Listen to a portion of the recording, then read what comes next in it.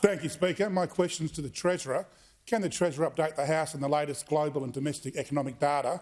What does it mean for Australia's economy and how's the government responding? I call the Treasurer. Good. Name them. Congratulations, Speaker, on your election, and thank you to my colleague for the first question of this new parliament for me.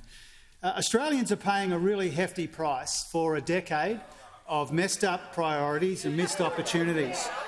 And the denial and the delay and the division hasn't been accidental, it's been deliberate from those opposite. And Australians right around the country are paying a hefty price for their economic failures, Mr Speaker.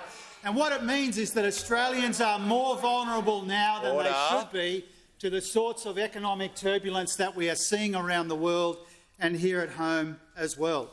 If you think about the global forecasts released by the International Monetary Fund overnight, they show that the global economy is heading down a precarious and perilous path.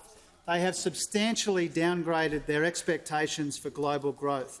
And so the challenges facing the global economy are substantial, they are growing, they will be with us for some time, and they will be impacting on us here at home. And the starkest evidence of that so far is the news that we got this morning about the June quarter inflation figure, the CPI, which was 6.1%, the highest for some decades. And what's been obvious for some time now is that we have in our economy high and rising inflation, falling real wages, and our ability to deal with some of these challenges is constrained by a budget which is absolutely heaving with $1 trillion in Liberal debt that we have inherited. Now, what those opposite have done,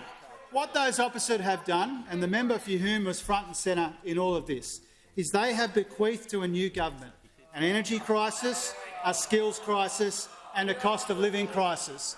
And we didn't make this mess, Mr Speaker, but we take responsibility for cleaning it up.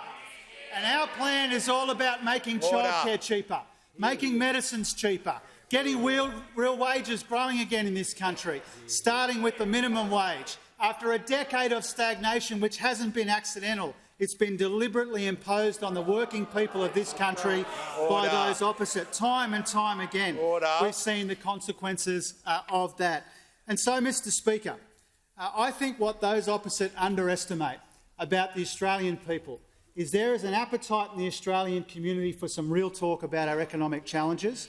There is a hunger after a decade of division for Australians to come together and meet these economic challenges, and there is an understanding that a mess that it took you like 9 years to make will take longer than 9 weeks for us to clean up.